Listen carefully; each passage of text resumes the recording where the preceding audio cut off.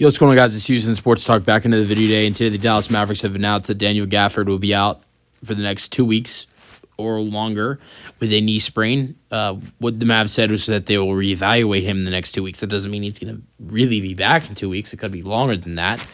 But I will say, I guess one solid part about this whole thing is that a good chunk of the next 2 weeks, or at least a week of that, will be through the All-Star break. So that is good for this Mavs team. But you got a serious problem with Gafford out. You already got Lively out. He's expected to be out until the beginning of April, really until the end of the season. You have AD out for a month or longer. You have Gafford out for 2 weeks.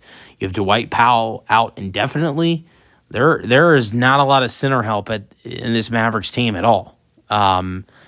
And I know they just signed, the Kyler, his name's Kyler Kelly, I think. His name's Kyler Kelly they signed him to a 2-way contract right before the Luka trade, like a couple days right before the Luka trade.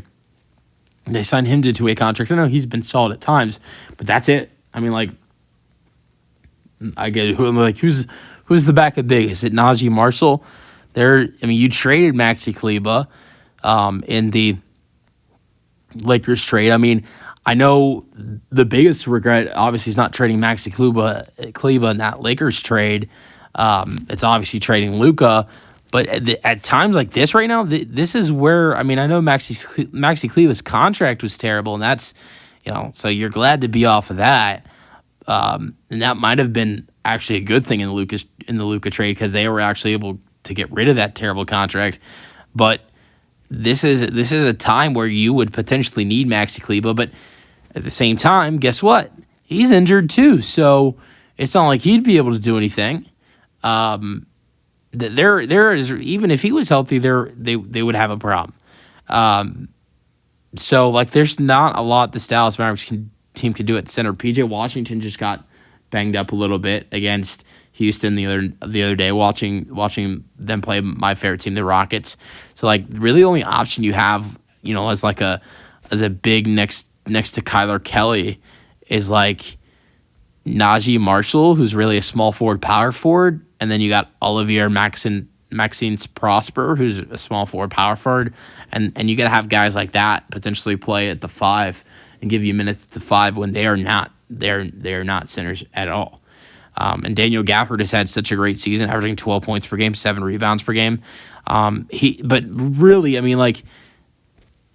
ever since Luka got hurt on Christmas, he's played some great basketball, some amazing basketball he's played, and ever since Lively and Luka went down, he's played phenomenal. And you lose that now, and I think that's going to really hurt this Mavs team. I really do. Look, we can talk about Luka being traded. Obviously, for a good part, I don't think that was really affecting them for, really the last couple weeks or months, because he wasn't even healthy. Now you look at Luka starting to play and be healthy now with the Lakers, that, you kind of really miss Luka even more now. And, it's really tough with everything that's going on with the Mavericks right now. It's one of the toughest situations that's going on in the NBA, and I know Mavs fans are pissed right now. They're pissed what happened with Luka right now, and the fact that they got AD in a first-round pick. I wouldn't be too pissed about Max Christie, though. He's playing phenomenal. He's playing lights out, but at what cost? Max Christie, I think, is going to continue to be an amazing player, and I think the Mavs will love him, and we'll love AD if he can stay healthy. Look, this guy in 3 quarters had 26, 16, and 7 or 6, and was amazing defensively. As a Rockets fan, I watched that entire game. In Dallas, if you look at their team with healthy, and they weren't even healthy in that game because they didn't have Lively in that game. They didn't have Caleb Martin. I think if healthy, they are a monster team.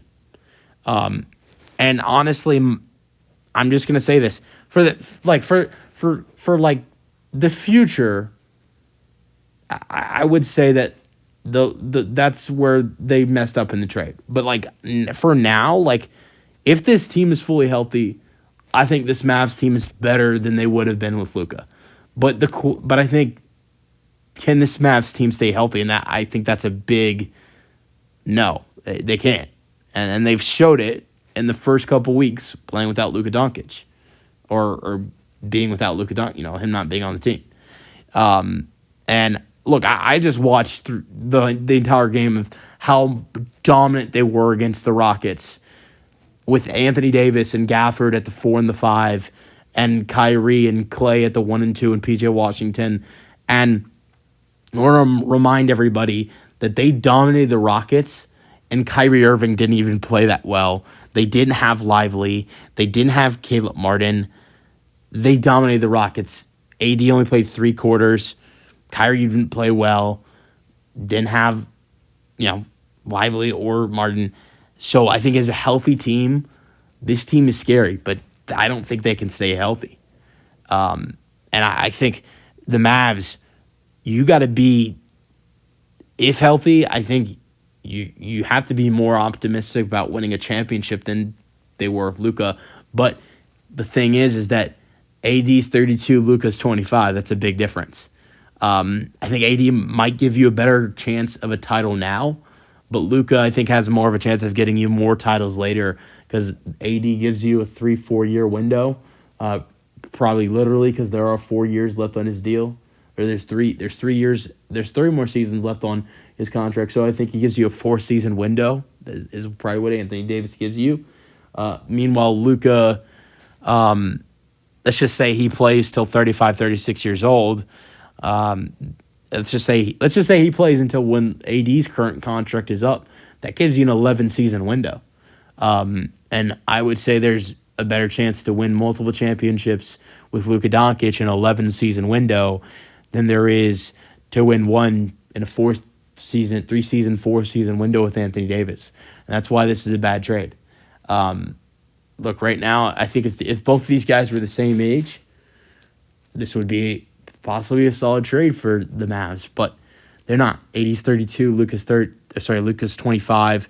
That's the huge difference, and now the Mavs are going to have to, deal with the consequences of this trade, and that's tough.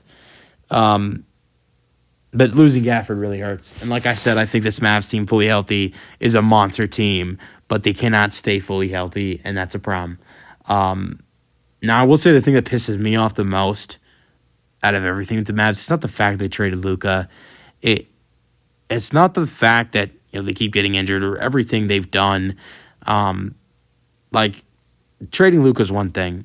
Kicking fans out to me is just it is much worse. Like, I know Mavs fans, you probably say, trading Luka is the worst thing they did, and like it is, but they have crossed the line, I think, way too much, kicking out fans. Those are the people that bring you the money. Those are the people that they pay for for a good chunk of the money you're making, whether it's for paying to watch the games, whether you're buying League Pass, or if it's paying to watch the games in person at American Airlines, or it's buying all the crap you have to buy at a game. They make a lot of good money off of NBA fans, Mavericks fans, and what do? They throw them out. I get Mavs fans are upset, they're hostile, possibly, and if some Mavs fans are taking it too far, I understand throwing some fans out, because maybe some fans might take it too far. But I have heard there have been fans that have just booed, and they just get thrown out. That is too much. And that are throwing out probably loyal customers to the Dallas Mavericks. And that's just terrible. That's something that really has pissed me off too. But Daniel Gafford's out for 2 weeks. Mavs have a serious center issue with Powell out indefinitely. Gafford out 2 weeks. PJ Washington has a messed up ankle. Davis is out for a month. They traded Kleba, but even if he was still on the roster, he's still out until end of March. So, there is a huge center issue for this Mavs team. You got Kyler Kelly, and then you got players like Prosper and Najee Marshall, who might have to start learning how to play the center position. Let me know your thoughts in the comment section, and peace out.